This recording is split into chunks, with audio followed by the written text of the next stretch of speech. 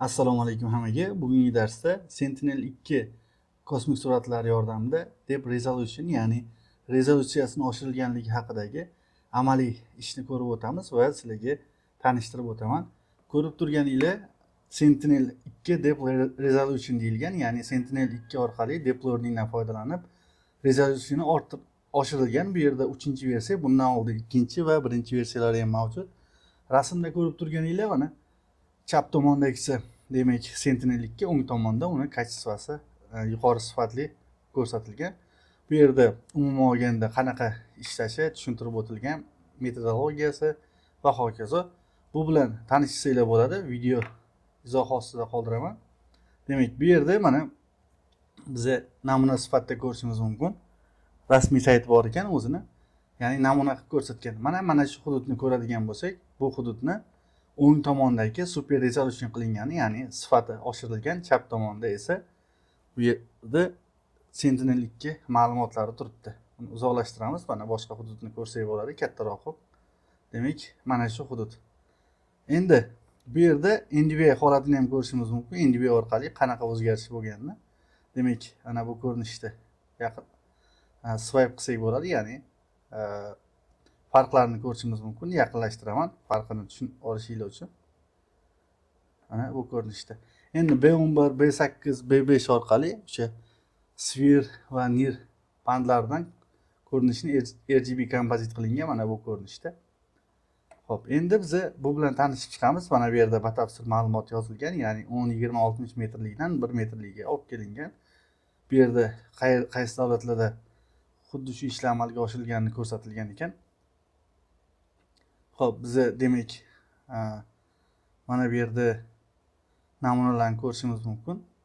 Qanaqa metodologiya ishlatilgan. Endi Google Colab Notebook orqali qanaqa qilib ishlatishni ko'rib o'tamiz. Mana Google Colab Notebook turibdi. Buni mana bu yerda linkdan topdim. Demak, buni men birinchi copy qilib olaman. Mana copy qilib oldim o'zimga.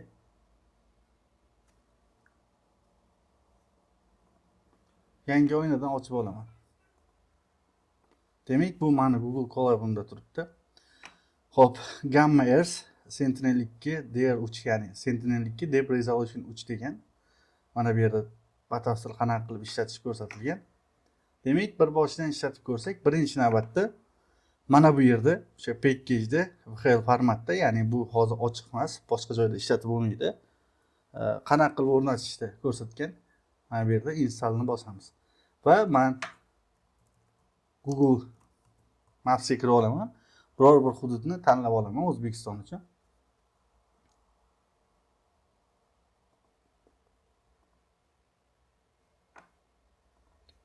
Demak, bu yerda satellite o'tkazamiz, ya'ni Sputnik ko'rinishiga biror bir hududni tanlab olamiz. Misol uchun mana shu hudud. Demak, mana shu hududni nuqta bosdim, shu markaz bo'ladi. Buni koordinatalari mana bu ko'rinishda. Demak, mana yoki bu yerda buni bosib turib sichqoncha o'ng tomondan copy qilib olsam bo'ladi. Endi mana bu hozir o'rnatib bo'lindi. Mana bu ko'rinishda bo'ldi. Agar biz o'rnatishni ko'rmoqchi bo'lsak, mana bu yerdan clear qilib turib boshqatdan o'rnatib olsak bo'ladi. Buni ham xuddi shunaqa clear qilamiz, tozalab olamiz. Demak, bu hozir o'rnatilyapti. Va mana bu yerda import qilingan Sentinel-2 DR3. Bu yerda biza koordinatani yozishimiz kerak bo'ladi. Demak, koordinatamiz taxminan mana bu koordinata bizga joylanishi kerak edi. Bu koordinatani joylashuvini teskari turibdi. Shuning uchun men bu yerdan o'chirib olaman. Demak, 69 47 demak 69 44 79 66 06 47 yetadi shu. Virgul qo'yaman. Mana bu yerda 96 bo'lib qolibdi. 69 deyman. Endi 41.26 78 35 41 ni qo'yamiz. Demak, 25-yil holatida. Xo'p, 5-oy 5-sana. Masalan, kechangi sanagacha bo'lgan eng yaqin ma'lumotni topib beradi. Bu hozir mana import qilib bo'ldi. Yo'q, hali davom etyapti ekan. Demak, Argis Pro'ni ochib olaman tekshirib ko'rish uchun. Demak, Argis Pro'da ixtiyoriy bitta proyekt ochib qo'yaman. Mana bu o'rnatib bo'lishini kutamiz. Demak, mana Argis Pro'ni ochib oldik. Endi bu yerdan demak ishga tushib bo'ldi. Biz mana shu lokatsiya bo'yicha mana bu sanadagi ma'lumotni olib super resolution qilish buyrug'ini bosamiz. Ya'ni bu yerda knopkani bossak, mana bu yerda buyruq kod sifatida yozilgan. Bizga buni tayyorlashni boshlaydi. Mana bu yerda tagidan yozuvlar chiqadi. Ungacha biz bu bilan tanishib chiqamiz. Demak, qanaqa qilib ishlashi bo'yicha mana LR deyilgan, ya'ni bu LR va SR turibdi. Sentinel-2 ma'lumotlarini olib turib, ketma-ket buni qayta ishlagan, ya'ni deep learning orqali tiniqlashtirish ishlarini bajargan. Bu yerda ham ko'rishingiz mumkin. Xo'p. Yana pastda mana bir qancha namunalar bor. Demak, bu hudud mana bu ko'rinishda bo'lgan. Mana bu hududni ham ko'rishingiz mumkin. Yana xuddi shunaqa pastda qanaqa ishlagani, regressiyalari haqidagi ma'lumotlar mavjud. Mana bu yerda ham ko'rishingiz mumkin. Bu holatda edi. Bu holatga keltirilgan. Aslida o'zi mana bu holatda bo'lgan. Xuddi shunaqa boshqa namunalar, masalan, samolyotlarni ham ko'rsatib bergan. Bular asosan qishloq xo'jaligi yoki obyektlarni ajratib olish uchun kerak. Binolarda bir sal xatoroq bo'lishi mumkin. Ya'ni unaqa binolar uchun foydalanib bo'lmaydi. Qishloq xo'jaligi uchun zo'r foydalansa bo'ladi. Suv obyektlarini o'rganish uchun va hokazo. Demak, mana bu yerda qishloq xo'jaligi yerlarini ko'rsatgan. Bu joyda daraxtlarni ham ajratib qo'ygan. Mana bu yerda daraxtlarni o'zini yaxshiroq ko'rsatgan va hokazo. Mana bu yerda namunalar bilan tanishsanglar bo'ladi. Demak, bu yerda yana qo'shimchasiga aytgan joy bor. Digit Farm degan kompaniyada xuddi shu tadqiqot o'tkazilgan, ya'ni qo'llanilgan. Mana bu yerda o'sha qishloq xo'jaligi yerlari qanaqa ekin ekilganligini ko'rsatilgan. Bu yerda kredit olingani, yana boshqa produktiv zona bo'yicha ajratilganligi ko'rsatilgan. Bular shu kompaniya xuddi shu usuldan foydalanadi. Masalan, time series ma'lumotlar bu yerda ko'rishingiz mumkin. Crop classification 90% aniqlik bilan deyapti. Undan tashqari boshqa tadqiqotlarda ham bu yerda dastur bor ekan, ya'ni imkoniyat ochib berilgan. Demak, kodimizga qaytamiz. Bizda hozir mana bu yerda bajarib bo'lindi. Linkni bosadigan bo'lsak, bizda bu linkda boyagi hududimizda ma'lumotlarni tayyorlab ko'rsatib beradi. Demak, kutamiz yuklab olishini. Ozgina vaqt kerak. Ana ko'radigan bo'lsak, bu tiniqlashtirilgan variantda mana ko'ramiz. Bu Sentinel-2 ning 10 metrlik ma'lumoti, ya'ni RGB. Bu yerda esa o'shani tiniqroq qilib ko'rsatib bergan. Mana buni sal boshqa joyga sursak ham bo'ladi. Mana bu yerda ham ko'rishingiz mumkin qanaqa bo'lganini. Farqlarni ko'rishingiz mumkin. Demak, NDVI ni ham yoqib ko'rsak bo'ladi. NDVI da qanaqa holatda edi? Mana ko'rishingiz mumkin bo'ladi. Va bu yerda RGB kompozit bor, ya'ni boshqacha bandlar silver nirlar bilan kompozit qilingan. Bu holatda ekan. Endi biza buni mana bu yerda bajarib bo'lindi deyilyapti. Ya'ni Sentinel ma'lumotlarini o'zi yuklab oldi. T42WL nomenklaturasiga tushgan ekan. Qaysi sanadagi ham ko'rsatilgan. Endi mana bu yerda bizda output ichiga tushgan bo'lishi kerak. Buning ichidan biz bitta yuklab olamiz. Demak, biz TCI ni yuklab olamiz. Ikkita TCI bor. Bittasi 10 metrlik, bittasi o'sha 1 metrlik yoki 3 metrlik desak ham bo'ladi. Endi o'zi 1 metrlik deyilgan. Demak, buni ham yuklab olamiz. Yuklab olingan Argis Pro'da ochib olaman. Demak, Argis Pro'ga tashlasak bo'ladi. Kutamiz ochib olishini.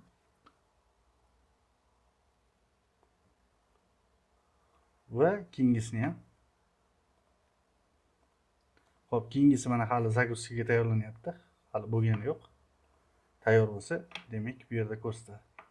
Biz yana boshqa hududni olishimiz mumkin. Masalan, hozir bu hududni olgan bo'lsak, endi mana bu hududni ham olishimiz mumkin. Hozir buni ham bu yerga joylab qo'yamiz.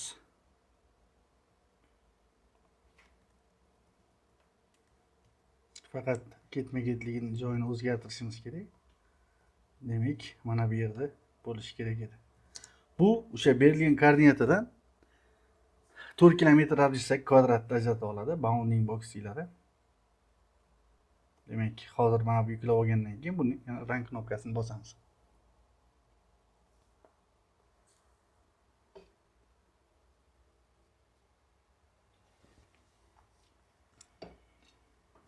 Demak, deyarli bo'lib qoldi. Buni yana yuklashda davom ettiramiz. Bu hozir yuklab bo'lgandan keyin ArcGIS Pro'da ochib olamiz. Mana bu boyagi hududni, ya'ni Sentinel'dagi ma'lumoti mana yaqinlashtirib ko'ramiz. Tagidagi Google Image deydi, Satellite. Swipe qilib ko'rsak bo'ladi. Swipe qilib farqlarini ko'rishimiz mumkin. Orqasidagi Google o'zgarmas. Bu taxminan 23-yil ma'lumot bo'lishi kerak yoki 24-yil ma'lumoti. Kачествоsi ancha yaxshiroq, lekin bu o'zgarmas. Ya'ni bittagina ma'lumot deb resolution orqali esa biz har oyligini, har haftaligini ko'rishimiz mumkin. Mana farqlarini ko'ra olamiz. Shaharlar qanaqa ko'rinishdaligini. Xo'p. Endi bizda ikkinchisini ham yukladik, ikkinchisini ham ochib olamiz ArcGIS Pro'da. Mana buni ham tashlaymiz. Hozir bu xaritaga qo'shiladi. Tepaga buni chiqarib qo'yamiz. World Imagery'ni o'chirib turaman. Demak, mana bu Sentinel ma'lumoti, tagidagi esa super resolution qilingan. Mana ko'rishimiz mumkin farqlarni. Binolar ham o'ziga yarasha chizib ko'rsatilgan, unaqa tiniq bo'lmasa ham, lekin qishloq xo'jaligi yerlari juda chiroyli chizib ko'rsatilgan. Daraxtlar hammasini o'zi ko'rsatib qo'yilgan ekan bu yerda. Demak, mana shu hudud. Mana ko'rishimiz mumkin.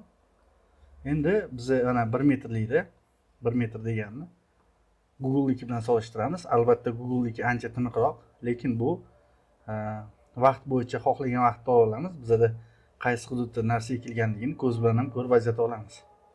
Demak, mana bu yerda ko'rishimiz mumkin qayerda nima ekilganligini.